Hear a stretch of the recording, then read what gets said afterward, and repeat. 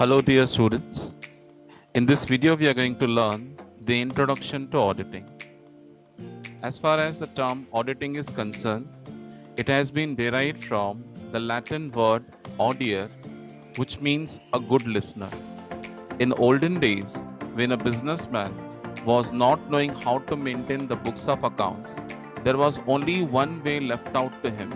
That was to make a cash diary and to take the suggestion from good educated person that whether he is on the right path or not. So in those days, these educated people used to listen the transactions made by a businessman, and they used to give their suggestions how to improve and to make the strategies.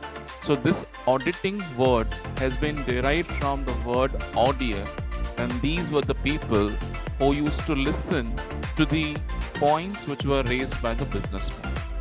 As far as the definition of auditing is concerned, it gives us meaning that one auditor have to independently examine the books of account, and he has to make a report showing that if there is any kind of error or fraud, or if there is any kind of misappropriation of cash or misappropriation of goods had happened. And at the same time, he has to show the degree of satisfaction or dissatisfaction in the report. So let us see the definition. It says, such an examination of books, accounts, and vouchers of a business as shall enable the auditor to satisfy himself or not whether the balance sheet is properly drawn up so as to give a true and correct view of the state of affairs of the business, according to the best of his information and explanation given to him by as shown by the books, and if not, in what respect it is untrue or incorrect. That means one auditor have to examine the books of accounts, vouchers of a business in such a manner that he is able to find whether the books of accounts are showing true and correct view or not. If he is satisfied, then also he has to mention about his degree of satisfaction. If he is not satisfied, then also he has to mention that why he is not satisfied with the accounting made by the business firm. These are basically features of auditing. Systematic, because auditing is based on system. Auditing is following a science. So we can say that auditing is systematic in nature. Auditing is independent because auditor never relies on the staff of the client. He can derive the information, he can take the help, but not in auditing. So it is an independent work. Data evaluation is getting done through auditing. The purpose of auditor is to find out whether the books of accounts are showing true and correct view or not. And at the same time, the auditing is only giving the clear idea about the propositions. At the same time, the auditor is able to collect the evidences of all the incomes, expenditures, and he is able to verify the assets and liabilities. And based on the auditor's statement or auditor's report, the investors are taking the judgments, they are formulating the judgments, and they are making the decisions. The objectives of auditing are classified under two headings. The first is primary objective and secondary objective. Primary objective is reporting. This is the first and most important objective of the auditor, to prepare the report. That means he has to make a report to show his degree of satisfaction or dissatisfaction. And the secondary objectives are further classified into two parts. The first one is detection and prevention of errors and detection and prevention of frauds. Experts say that once you achieve these secondary objectives, that means you are able to prepare a report which is going to show whether the books of accounts are true or fair or not. As far as errors which are happening in the books of accounts are classified under two headings. The first is clerical error, second is error of principle. Clerical errors are happening at the lower level. These errors are happening by clerks or the accountants. So these are called as clerical errors. These are certain types of clerical error. The first type is error of commission.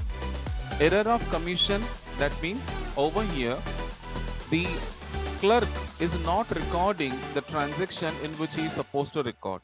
For example, the amount is of rupees 510 and the clerk is recording 105. That means somehow he is making some interchange. That is called as error of commission. Then second error is error of omission. Over here, the clerk or the accountant is omitting to record the transaction either completely or partially. Complete omission means the full transactions has been ignored by making a record. So over here, when complete omission is happening, it is very difficult for the auditor to find out where the error had happened. Partial omission means one effect has been shown but another effect is omitted. So over here, at least for partial omission, auditor will be in a position to find out where the error has happened. But in case of complete omission, it is very difficult for the auditor to find out such error. Then the third type of clerical error is compensating error. Compensating error means where the entries has been recorded in such a manner that the error of one transaction is getting compensated with another. For example, Mr. A has given you some money and you have recorded in the name of B. But when B is giving you the money, you are recording in the name of A. That is called as compensating error. Then error of duplication. Here, one transaction is recorded more than once. So it is called as error of duplication. These are some common errors which are happening at the lower level. And these errors may make your trial balance not tallying, except complete omission. If there is complete omission, then your trial balance may get tally. But as far as other things are concerned, there are chances your trial balance will not get tally and the auditor will put efforts to find out where the errors has happened. Then the second type of error is error of principle. Over here, the principles or the regulations which has been framed for the accountancy are omitted or are violated. These are called as error of principle. For example, charging of depreciation. As far as our accounting standards are concerned, every asset is supposed to get charged depreciation. There are some business organizations who may feel that depreciation is a non-cash expenditure, then why to show such expenditure? That is called as error of principle. Window dressing.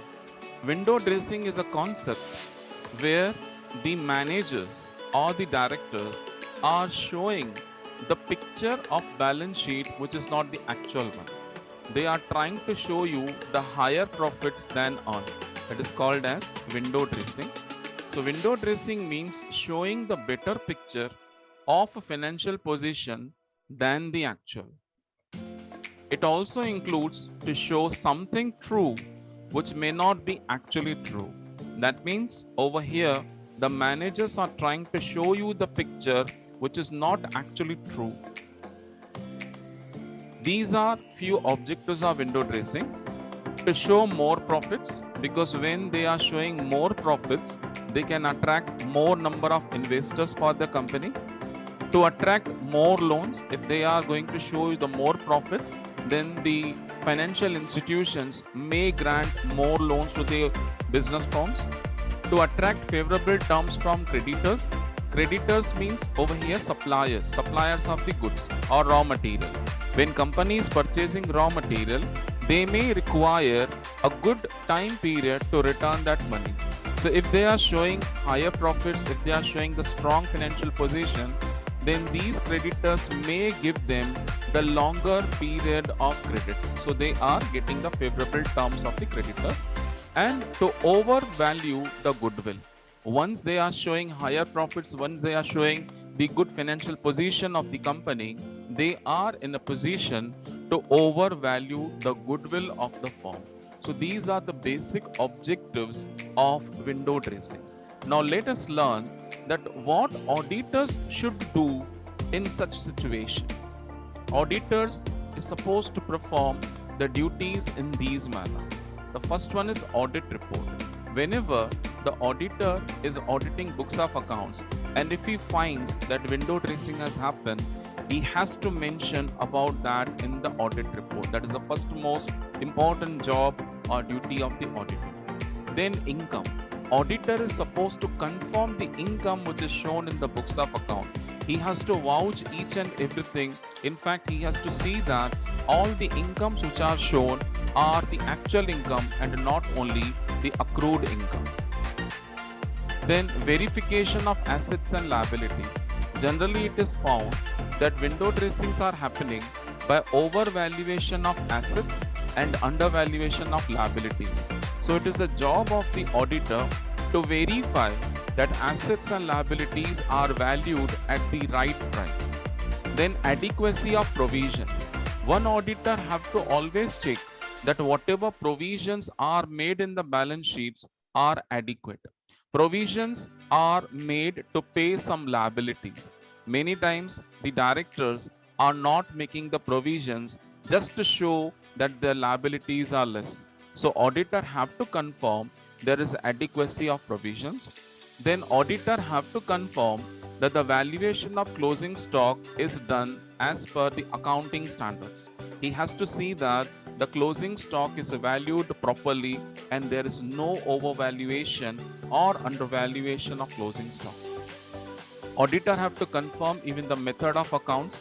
Whatever we are permitted to follow, only that is supposed to be followed by the business organization. And the separation of liabilities, over here the auditor have to confirm that the liabilities which are shown are suppressed, or everything is properly recorded and there is no liability which has been ignored. So this is about the introduction of auditing and the objectives of auditing. At the same time, we have understood regarding errors and window dressing. In the next video, we will be learning more about auditing. Thank you.